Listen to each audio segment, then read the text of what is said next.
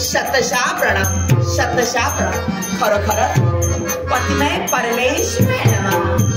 पतिमय परमेश्वरे नमः. परमेश्वराची आणि मानवाची सांगड घालून ज्या स्त्रीने भक्ती केली ती भक्ती सर्वश्रेष्ठ ठरली. अर्थात ज्या स्त्रीने स्वतःच्या सौभाग्याची सेवा केली ना तीच सेवा ईश्वर सेवा होय. ईश्वर सेवा होय. खरोखरच आई बाबांच्या मंगलमयच्या आशीर्वादाने माझं लग्न झालं. पतीच्या पावलावर पाऊल ठेवून सुखमय संसारात माझं पदार्पण झालं. दिवसामागून दिवस गेले, महिन्यामागून महिने गेले, वर्षामागून वर्ष गेली. संसाराची दुरापास्त माझ्याशी आली. हा देवा त्या दिनापासून या राज्याची महाराणी चंद्रप्रभा म्हणून या ठिकाणी नटली आहे. खरं देवा देवा तुझा मंगलमयचा आशीर्वाद आम्हा उभयतांवर सदैव राहू दे. सदैव आम्हावरच का तर या लाखो जनतेवरती देवा तुझा मंगलमयचा आशीर्वाद जर सदैव राहिला ना तर खरंच या जनतेचा मंगलमयचा आशीर्वाद आम्हाला प्राप्त होतो आणि ही सारी जनता आनंदी सुख आणि समृद्धी राहिली तर देवा आम्हाला किती आनंद होतो. खरंच पण यावेळी माझ्या जीवनात जे काही घडलं ना ते कुणामुळे घडलं असेल तर माझ्या महागणपती ज्यावेळी बालवयात असताना माझ्या आई बरोबर मी एका देव गाभाऱ्यात गेली. माझ्या देव गाभाऱ्यात गेली त्यावेळी माझी आई देवाची पूजा करत होती. त्याच वेळी आईलाच विचारले की नित्यशा तू देवाची पूजा करतेस ग, पण आज जर पाहिलं असेल ना तर ही पूजा आगळी आणि वेगळी का? आज ही पूजा आगळी आणि वेगळी का? आई बोलण्याचं कर्तव्य मला समजून घालण्याचं कर्तव्य केलं आणि काय बोलली असेल, बाळ आजचा दिवस आहे तो आगळा आणि वेगळा आणि तो कोणता असेल तर आज आहे ना, आज आहे ती संकष्टी. आणि संकष्टी दिवशी आम्ही काय करतो तर संकष्टी व्रत आम्ही आचरणात आणतो. आईला त्या संकष्टी व्रताची महती सांगण्यासाठी मी सिद्ध प्रयत्न केले. आईने आपलं कर्तव्य पूर्ण केलं. एवढी महती त्या देवाची मला सांगितली गेली. पण त्या दिनापासून माझ्या जीवनात मी हे संकष्टी व्रत आचरणात आणला. ज्यावेळी माझं लग्न झालं त्यावेळी स्वामींची आज्ञा घेतली आणि आमच्याही देवगावाला संकष्टी व्रत आम्ही आचरणात आणलं आणि आजचा दिवस आहे तो महाराज माझे महाराज मंगलमयचा आशीर्वाद देण्यासाठी या माझ्या सदनात येतील आणि आम्ही दोघेही देव गाभाऱ्यात जाऊन त्या देवाची पूजा. पण थोर जबाबदारी त्यांच्या मागची आणि ती कोणती असेल तर या राज्याचे राजकारणी आहेत त्यामुळे या जनतेला न्याय देण्याचं कर्तव्य महाराज करतायत। एवढी जबाबदारी माझ्यावर दिली आणि जबाबदारी कोणती असेल तर स्त्रियांना न्याय देण्याचं कर्तव्य आज मी करते। पण दासीकरणाचा संदेश प्राप्त झाला, तो संदेश कोणता असेल तर महाराज न्याय दरबारात लवकर पूर्ण करू या ठिकाणी येत आहे। त्या अगोदर मी काय केलं असेल तर महान कसा विसर दिलाय। हा हिऱ्या मोठ्यांच्या रांगोळ्या पुढ्या तोरणा उभारल्या गेल्या, फक्त विलंब आहे तो कुणाचा तर माझ्या स्वामींचा। पाहूया तुमचा मंगलमयचा आशीर्वाद देऊन माझ्या जीवनात सदैव आनंद लाभण्यासाठी मी सिद्ध होते या म्हणते। अहो लवकरात लवकर या आणि तुमचा मंगलमयचा आशीर्वाद द्या, तुमचा मंगलमय म्हणून देवा तुझ्या चरणाजवळ, हा देवा तुझ्या चरणाजवळ माझं एकच मागणं आणि ते काय असेल ते एकच माझ्या जीवाचा जीवन गए माझ्या जीवाचा जीवन गए माझ्या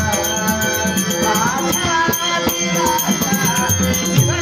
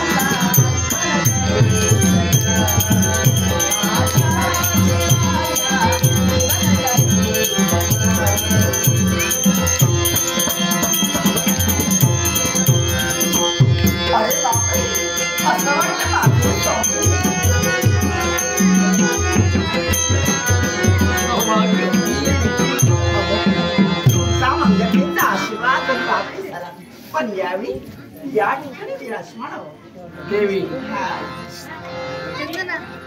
इच्छा पूर्ण समाधानाचे हास्य तुमच्या जवळ दिसतंय। देवी तुम्ही समाधानी आहात, पण राजाच्या मनाला अद्याप समाधान नाही। हो हे पहा, आजपर्यंत माझ्या जीवनात मी समाधानी राहील, आनंदित राहील याच्या मुळाशी कारण कोणतं असेल तर आपल्या सदनातील लक्ष्मी जर आनंदित राहिली असेल तर हे वैभव नव्हे तर आपलं सदन कसं आनंदित राहतं। आणि तुमच्यासाठी मी आज आनंदित आहे, पण तुम्ही समाधानी नाही याला कारण आहे मी जरी शरीराने इथवर असलो तरी लक्ष माझा दुसरीला आहे। काय बोलला? मनात हेतू फार वेगळा आहे, पण इथं आलो याला कारण म्हणजे एकच गोष्ट, ज्या भगवंताची भक्ती आतापर्यंत मी केली त्याच भगवंताची भक्ती करण्यासाठी म्हणजे जे संकष्टी व्रत जीवनात आचरणात आले होते ते व्रत पूर्ण करून मला त्वरित कर्तव्य। इतरांच्या मनात हेतू अनेक असतात, पण तुमच्या मनात हेतू काय आहे हे तुम्ही जाणतात। पण यावेळी ते आला तर देवगावाला आपण जाऊ, तेव्हा वेळ नकोय।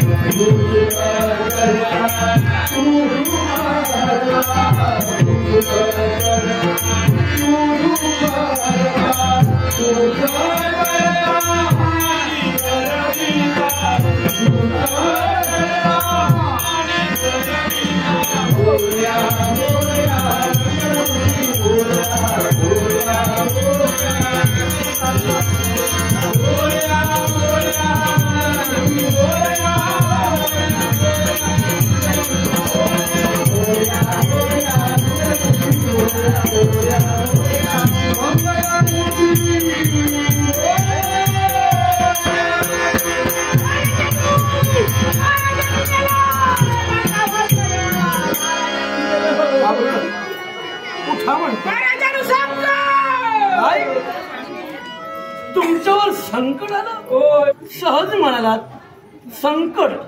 कोणचं संकट तुमच्यावर?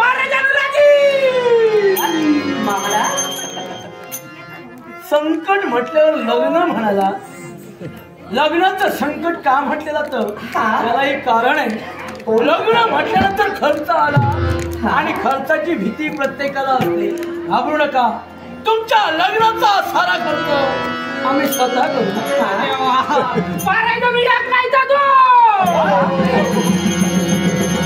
काय म्हणावं, नशीब लागते प्रत्येक गोष्टीला. कुणा कुणाला शोधून सुद्धा एक मिळत नाही. तुमच्या नशिबानं दोन दोन तुम्हाला वधू चालून आल्या. लग्न करायला हरकत नाही. दोन्ही लग्नाचा खर्च आम्ही करूया.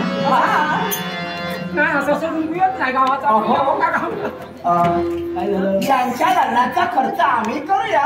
पण माझ्याही मनात इच्छा, माझी इच्छा तुम्ही पूर्ण करावी. आणि इच्छा कोणती असेल तर एकच. ज्या दोन वधू तुम्ही पाहिल्यात, मी तर नाही पाहिली, म्हणून त्या दोन वधूंचं आपण वर्णन करावं, जणू करून आमचे मन भरून येईल. अरे स्त्रियांना एक उत्सुकता फार वेगळी असते. तुम्ही म्हणाला दोन वधू चालून आल्या, आता त्यांचं सौंदर्य काहीतरी फार वेगळंच असेल. ही उत्सुकता असल्याकारणानं त्यांना ते जाणून घ्यायचं. काय ते सौंदर्य सांगता काय? दिसता डोळ्यासमोर, मेलाय तरी धावता नाही दिसत राहता.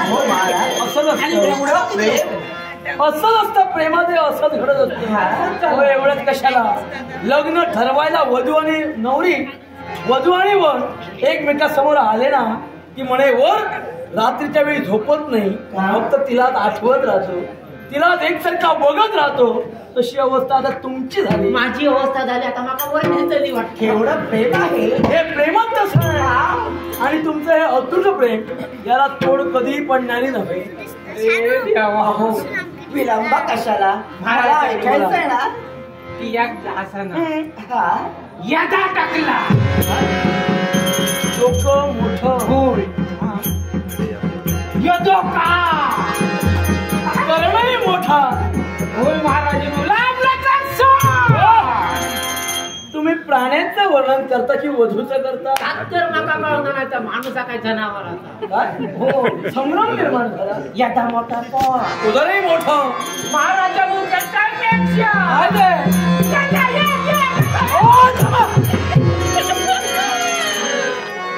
स्त्रीच्या समोर असं काहीतरी बोलायचं नसतं.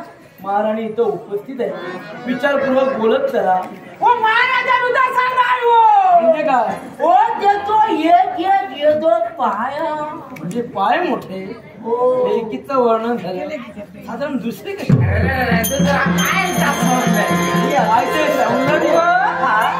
एका शब्दातच कळतंय सगळं.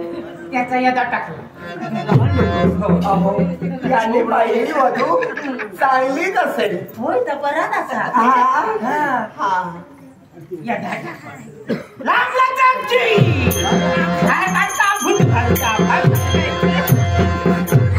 हाताने काही उचलण्याची गरज नाही, सगळं चिमेण्यात बोलतो की भाय चिवा लांब आणि अशी अशी पडतंय. आपण समजा हडत का वाची हा. आणि काय चालता काय काय झालं? काय बोलत तुम्ही? काय त्या चालता काय माझी अजून आपण बाजूला व्हा. चालून टाका.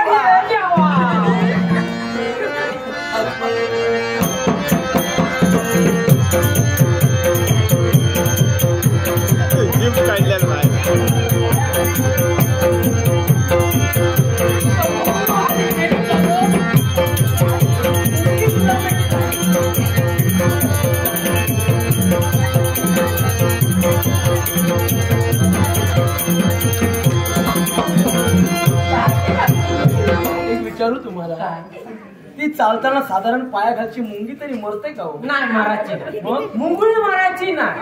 ता जर कोणावर पडला तो कोणी मारत एवढी गरज पण काय हो ही साधारण बघण्याची बघता कसा पिटी पिटी पिटी पिटी पिटी पिटी पिटी काय होतंय? ते कसे करतात ते पहा. पिटी पिटी पिटी पिटी पिटी पिटी पिटी पिटी पिटी काय डोळे असेल तसा पिटी पिटी बघितलं.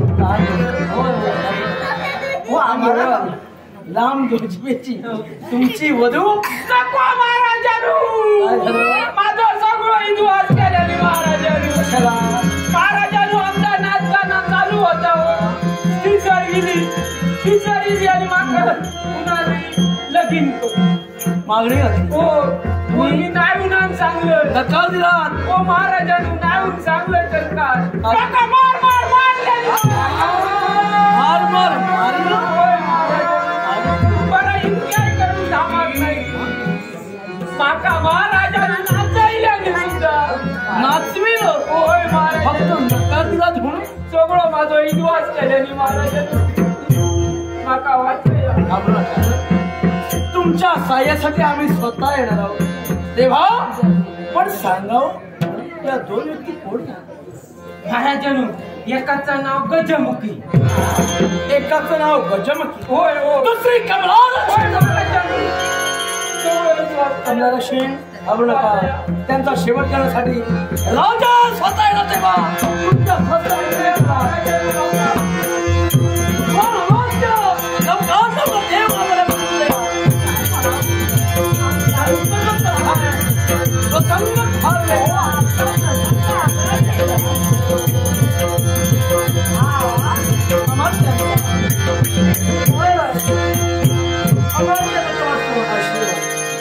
आमचा मानपून नमस्कार केला पण जीवनात तुम्हाला पितृ तुल्य मानलेले आहे. नमस्कार. महाराज आश्चर्य वाटू लागलं. कशाबद्दल? एकाएकी देवगावच्या ठिकाणी कोण अमात्य जसे असाल तसे या शब्द तुमच्या मुखातून बाहेर पडले. आमच्यातून काही चुकलंय का? क्षमा करा. तुम्ही जर चुकला असता मला राज दरबारी तुम्हाला मी आरोपीच्या आकडे उभं केलं असतं. नाट्य शिकू पण अमात्य तुम्हाला इथं बोलवे याला फार वेगळं कारण. याला कारण हो मग सांगा. मला इतरांना तुम्ही बोलविला आणि एकाएकी देवगावच्या ठिकाणी कोणाचं कारण? युद्धाची तयारी करा. युद्धाची तयारी. दोन असुर मारले गेले. कमलारक्षण आणि गजमुखी या दोन्ही विजय देशात सर्वत्र ठार मारला गेले. अर्थात त्यांचा शेवट करण्यासाठी मला आणि तुम्हाला जायला हवंय. महाराज तुम्ही राजघराण्यात जन्म घेतला. आम्ही एका सरदार घराण्यात जन्म घेतला. राजघराण्याची जोड सरदार घराण्याला आणि सरदार घराण्याची जोड राजघराण्याला असते. आमचं कर्तव्य म्हणून तुमच्या आज्ञा बंधन आहे. आमचं कर्तव्य म्हणून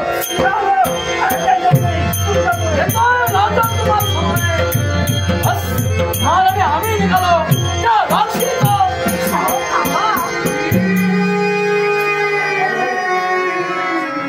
क्षमा असावी. कशासाठी? आज तुम्हाला मी अडवण्याचं कर्तव्य केलं. तेवढंच महत्वाचं काम आपलं आहे. आपले कर्तव्य अपूर्ण अजूनही आहे. देवाची पूजा केली. महाआरती आणि महाप्रसाद झाल्यानंतर आपण जावं. देवी प्रसंग आणीबाणीचा प्रश्न जनतेचा हो जीवित हानीची तर होऊ लागली तिथं जास्त वेळाने थांबू शकत नाही. भगवंताची आरती करूया.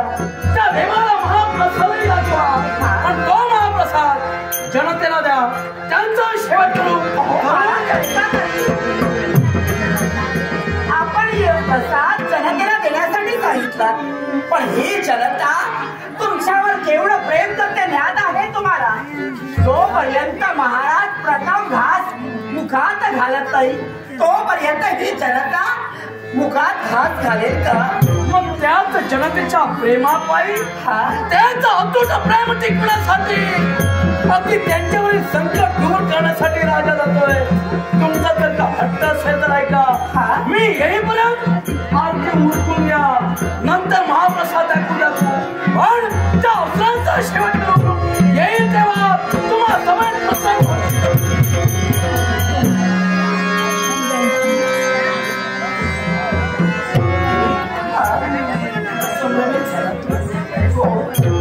आयुष्यात उचललेली पाऊल राजाचं जागच्या जागी स्थिर झालं यालाही कारण आहे. असं कोणतं कारण? आयुष्याच्या भरात सम्राटकडे मी जाणार तिथं मा द्वंद्वही आम्हा दोघात होणार खरं. देवी माझ्या सुदैवानं त्या असुरांच्या दुर्दैवानं सम्राट घडीचे खतप्राण झाले तर विजयाची विजय घेऊन माझ्या